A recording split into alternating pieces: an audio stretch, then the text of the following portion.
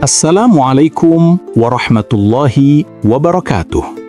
Pernahkah Anda mendengar kisah luar biasa ketika Gunung Uhud bergetar di hadapan Rasulullah SAW, lalu seketika diam setelah disentuh dan disabda oleh beliau?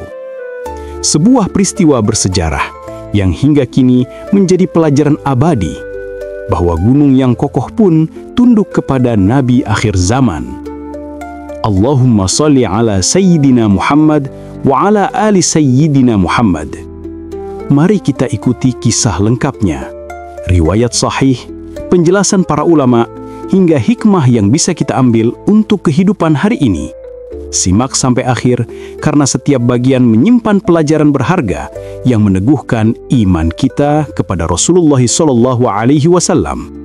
Perjalanan hidup Rasulullah SAW bukan hanya tercatat dalam interaksi beliau dengan manusia, tetapi juga dengan alam. Salah satu peristiwa besar adalah ketika beliau berdiri di atas Gunung Uhud bersama 3 sahabat utama, Abu Bakar As-Siddiq, Umar bin Khattab, dan Uthman bin Affan.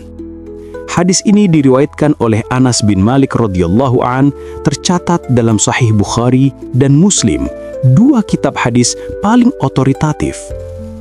Ketika mereka berdiri di atas Gunung Uhud, tiba-tiba gunung itu bergetar. Bukan sekedar gempa sebagaimana kita kenal, melainkan getaran singkat yang nyata dirasakan Nabi dan para sahabat. Lalu Rasulullah SAW bersabda, "Tenanglah, wahai Uhud, sesungguhnya di atasmu ada seorang nabi, seorang siddiq, dan 2 orang syahid." Sekejap, gunung itu pun menjadi tenang. Perhatikan, Rasulullah berbicara langsung kepada Gunung Uhud seolah ia hidup. Dan memang Al-Quran menegaskan, tidak ada sesuatu pun melainkan bertasbih dengan memujinya, hanya saja kalian tidak memahami tasbih mereka. Al-Quran Surat Al-Isra ayat 44. Artinya, seluruh makhluk, gunung, tanah, pohon, bahkan batu, tunduk dan taat kepada Allah. Mereka mengenal nabinya. Sabda beliau juga mengandung nubuah. Abu Bakar akan wafat sebagai As-Siddiq, Umar dan Uthman akan syahid. Fakta sejarah membuktikan semuanya benar. Peristiwa ini disaksikan langsung oleh Anas bin Malik radhiyallahu an, sahabat yang 10 tahun penuh hidup bersama Nabi di Madinah. Ia meriwayatkan ribuan hadis, dan salah satunya adalah tentang Gunung Uhud ini. Hadisnya dicatat bukan hanya dalam Bukhari dan Muslim, tapi juga oleh Imam Ahmad, At-Tirmidzi, An-Nasai, dan lainnya. Riwayat ini bahkan mencapai derajat mutawatir ma'nawi, diriwayatkan oleh banyak jalur berbeda namun dengan makna yang sama. Ini menunjukkan kisah ini bukan dongeng, bukan legenda, tapi fakta sejarah yang sahih, diakui dan dijaga oleh ulama hadis sepanjang zaman. Kisah Gunung Uhud ini bukan hanya satu dari sekian banyak interaksi alam dengan Rasulullah SAW. Pohon korma yang menangis ketika beliau tinggalkan, batu yang memberi salam sebelum beliau diangkat menjadi nabi. Bahkan, beliau sendiri bersabda, "Uhud adalah gunung yang mencintai kami dan kami pun mencintainya." Hadis riwayat Bukhari dan Muslim.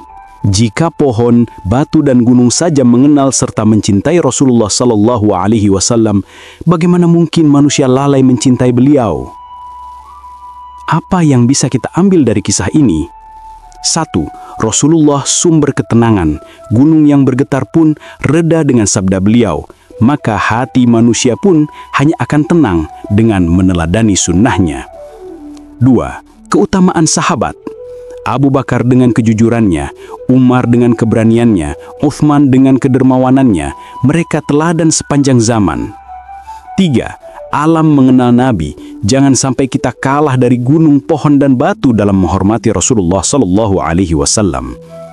4. Sunnah sebagai penenang hidup. Dalam guncangan dunia modern, hanya kembali kepada Rasulullah lah kita menemukan keteguhan batin. Kisah Gunung Uhud bukan sekedar catatan sejarah, tapi pesan ababi. Seluruh alam tunduk kepada Nabi, dan umatnya lebih pantas lagi untuk tunduk dan meneladani beliau. Semoga kita termasuk golongan yang benar-benar mencintai Rasulullah Shallallahu Alaihi Wasallam, menjaga sunnahnya, memperbanyak sholawat, dan kelak mendapat syafaat beliau di hari kiamat. Wallahu a'lam bis-shawab. Wassalamualaikum warahmatullahi wabarakatuh.